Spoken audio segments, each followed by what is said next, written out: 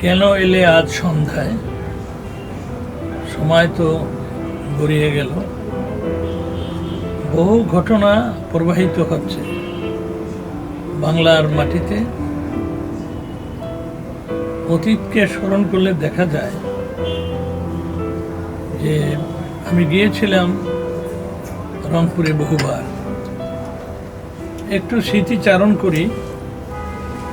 যেখানে স্টেডিয়ামে আমি তখন যুব ক্রীড়া মন্ত্রী, ওখানে স্টেডিয়ামটা খুব ক্ষুদ্র ছিল। 88-এ আমার মনে পড়ে যে 60 লক্ষ টাকা তখন মন্ত্রণালয় থেকে বরাদ্দ দিয়েছিলাম। কেন? আমার প্রেসিডেন্ট, আমার নেতা, আমার অভিভাবক বিশ্বাস সাহেবের বাড়ি।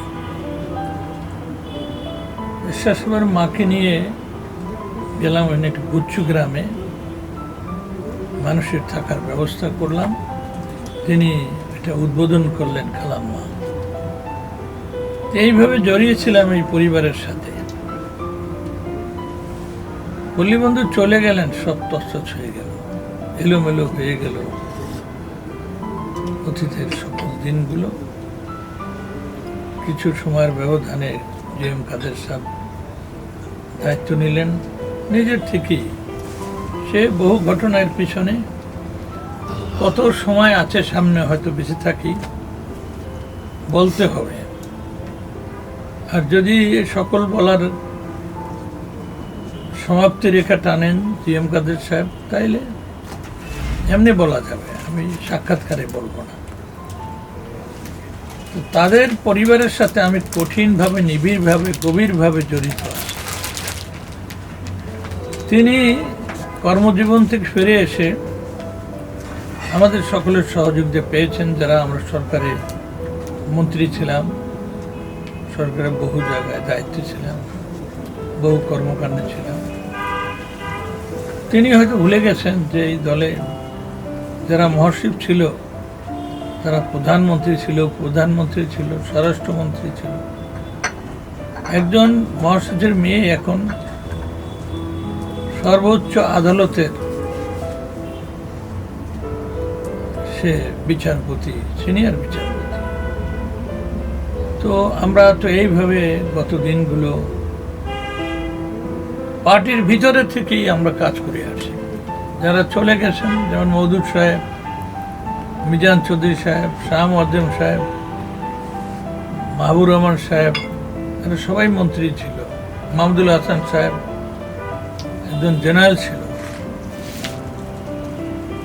আনোয়ার হোসেন মঞ্জু সাহেব, তিনি ইত্তেফাকের সম্পাদক মণ্ডলীর সভাপতি এখন। এরপরে আমি আসছি, এর আগে নাজিউর রহমান ছিল।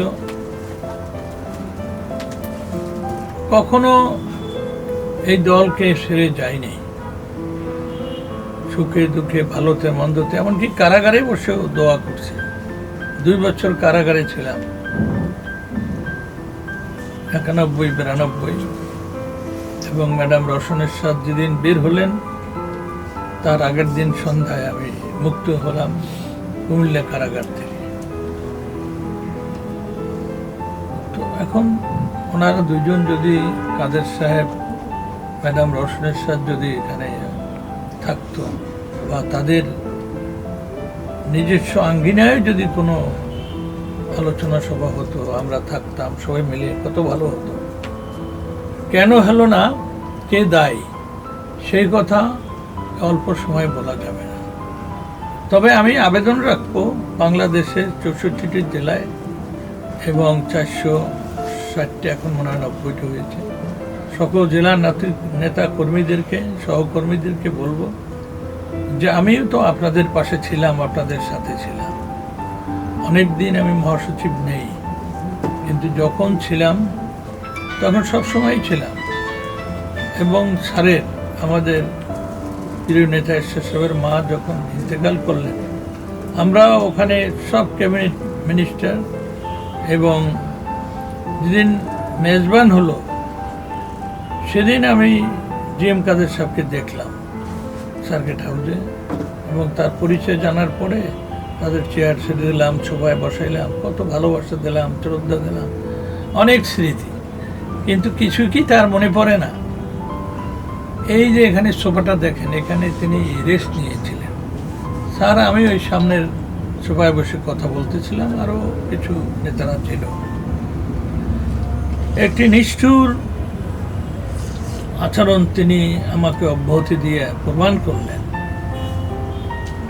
কোনো রাজনৈতিক ব্যক্তি, কোনো মানবিক ব্যক্তি যার হৃদয় আসে, সে এই কাজটি করতে পারে না। তার পরিবারের সাথে আমার বহু পরিচয়। কেন এমন হলো, কেন তিনি এই কাজটি করলেন, তিনি আমাকে ডেকে বলতে পারতেন। তার এতই যদি প্রয়োজন হতো, আমি নিজে রিজাইন দিতাম, সে সুযোগও দিল না। ইচ্ছা আজ গিয়ে জিজ্ঞেস করি এবং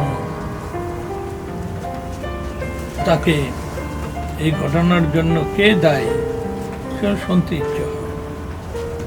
আমাদের বরিশালে আমি এই 45 বছর 46 বছর একটানা রাজনীতি করি, 6 বার এমপি, তারপরে 3টা সরকারে আমি মন্ত্রী ছিলাম, আল্লাহ রসিম রহমতে, মানুষের দোয়ায়। কিন্তু আমি কাউকে আঘাত করিনি, আমি কার সাথে বিতর্কে যাইনি। আমি সবসময় যে ব্যথা দেশে কষ্ট, তাকেও আলিঙ্গন করেছি। রাজনীতিতে আমি মনে করি যে এই ক্ষণিকের জীবনে কতদিন বাঁচব, একজন ভুল করতে পারে, আমি কেন করব? তবে এটা সত্য যে মানুষের দোয়া আমি পেয়েছি। আমাকে একটা ষড়যন্ত্রমূলকভাবে আমাকে আমার পদ থেকে বিদায় দেওয়া হয়েছে। সেটা আর একদিন বলবো, এবং সব সত্য কথা কিন্তু বলা যায় না, সেটা কারো জন্য আঘাতের কারণ হয়।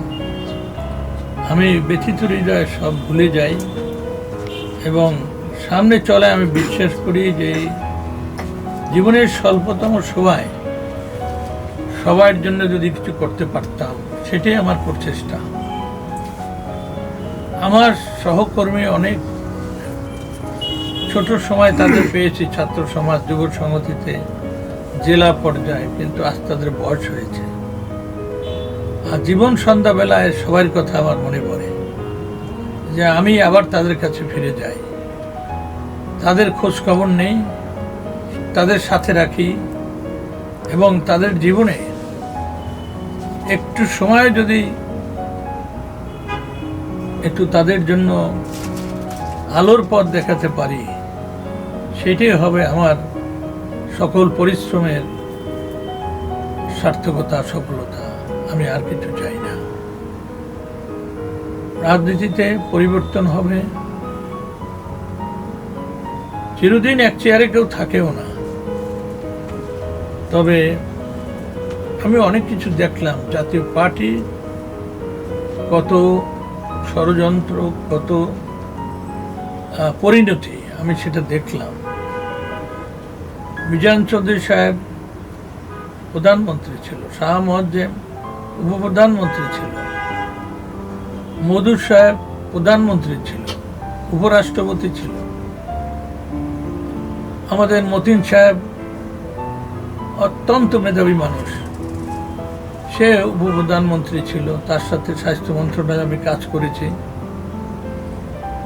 আমি যে ভালোবাসা পেয়েছি মানুষের কাছ থেকে, নেতৃবৃন্দের কাছ থেকে, সেটা আমি ধরে রেখেছি। এবং বিশেষ করে পল্লীবন্ধু হোসেন মোহাম্মদ এরশাদ যে আদর স্নেহ আমাকে দিয়েছেন, সেই জন্য প্রতিদিন কমপক্ষে 5 বেলা হাত তুলে আল্লাহর কাছে তার হৃদয়ে, তার অন্তরে, তার রুহে আমি মাগফিরাত কামনা করি এবং বড় বড় ধর্মীয় অনুষ্ঠানে দোয়া করি। আমি কমপক্ষে 30 বার আল্লাহর ঘরে গেছি, মক্কা শরীফ, মদিনায়, সবসময় তার জন্য জীবিত অবস্থায়। এবং মৃত্যুর পরে আমি দোয়া করি। আমার বাড়িতে একটি মাদ্রাসা আছে, এতিম ছেলে আছে 100-র উপরে, তারা প্রায়ই দোয়া করে তার জন্য, বিশেষ দোয়া। তা আমি এটা বলতে চাইছি যে এখন হয়তো আমি পার্টিকে সংগঠিত করার জন্য সবার সহযোগিতা চাইব। এবং পার্টি থাকলে এরশাদ সাহেব বেঁচে থাকবে। তিনি আমাকে বলেছিলেন, আমি তো চলে যাব রুহুল আমিন, কিন্তু দলটা ধরে রেখো, দলের নেতা কর্মী তুমি আদর দিও, চিহ্ন দিও, আঁকড়িয়ে রেখো, তুমি এই দলকে ছেড়ে যেও না। আমার কাছে কিন্তু এই 5 বছর পর পর সরকার পরিবর্তন হয়, গত প্রায় 35 বছর অনেক আমন্ত্রণ এসেছে, অনেক অনুরোধ এসেছে, আহ্বান এসেছে যে আসেন আপনাকে বড় মন্ত্রণালয় দেব, কিন্তু আমি যাইনি। এরশাদ সাহেবের সাথে কথা দিয়েছিলাম যে আমি থাকবো, আপনার পরিবারকে নিয়ে থাকবো, আপনার জাতীয় পার্টির পরিবারকে নিয়ে থাকবো। কিন্তু পরিবারের কেউ কেউ যদি আঘাত দেয়, সেটা এটা ইতিহাস। সেই ইতিহাস কিন্তু জিএম কাদের সাহেব তিনি নির্মাণ করলেন। কথা আছে না, কিছু পাও তুমি আমাকে দুঃখে দুঃখে কাঁদিয়ে। আমি তো চেয়েছিলাম তোমার পাশে থাকতে, তোমার কাছে থাকতে, এরশাদের স্মৃতি নিয়ে। তুমি সেই স্মৃতিটুকু তুমি আমাকে স্মরণ করতে দিলে না, আমাকে বঞ্চিত করলে। তবু আমি যেভাবে থাকি, আমি এই পরিবারের প্রতি গভীর শ্রদ্ধা আমি রাখবো এবং রংপুরে যাব, সকল জেলাগুলোতে যাওয়ার আমার ইচ্ছা আছে। আমি আজকে শুধু বলবো যে রংপুরে যে কতবার গেছি তার কোনো আমার হিসাব নেই। রংপুরের মানুষগুলো কি ভুলে গেছে আমাকে, সেটা পরীক্ষা করার প্রয়োজন আছে। আমার কি অপরাধ? আমি তো যাইনি কখনো। এই 35 বছর আমার জীবন থেকে চলে গেছে, এটা আমার প্রাইম টাইম। পরিবারের জন্য অনেক কিছু করতে পারতাম, আমাদের দলের জন্য অনেক কিছু করতে পারতাম, কিন্তু বিচ্ছিন্নভাবে দূরে গিয়ে আমি করতে চাইনি, দলেই থাকতে চেয়েছি। ফলে দল আমাকে কি দেবে সেটা বড় কথা না। এরশাদ সাহেব আমাকে আল্লাহর রহমতে অনেক কিছু দিয়েছেন।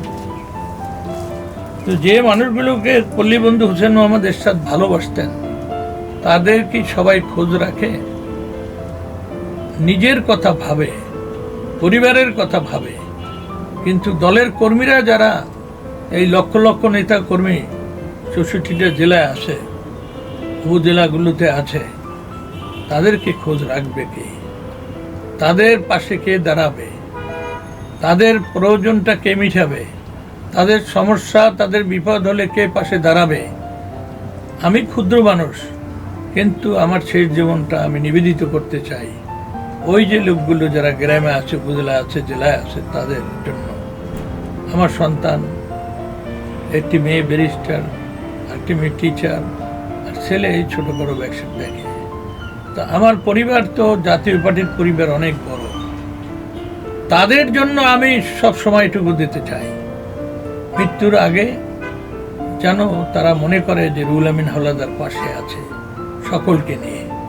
আমি এই জন্য আজকে বলছি, গতকালকেও বলেছি, এই কয়েকদিন পর্যন্ত বলছি যে সব নেতা যারা দলের মন্ত্রী ছিল, এমপি ছিল, সভাপতি ছিল, সাধারণ সম্পাদক ছিল, নবীন তরুণ যারা, যাদের আজ বয়স হয়েছে, প্রত্যেকেই এখন যোগ্য হয়েছে এবং তাদের ঘাম পরিশ্রম, তাদের ত্যাগকে স্মরণ করে, মূল্যায়ন করে আমি ভবিষ্যতে তাদের জন্য একটি সমৃদ্ধশালী একটি নির্মাণ করতে পারি, যেখানে তারা মাথা গোছার ঠাঁই পাবে, যেখানে তাদের সন্তানের চাকরি হবে, যেখানে তারা সুপারিশের একটি পরিমণ্ডল পাবে, যেখান থেকে তারা অতীতের সকল ব্যথা ভুলে যেতে পারবে, ত্যাগের স্বীকৃতি তারা যেন পায়, এইটুকুই আমার প্রত্যাশা।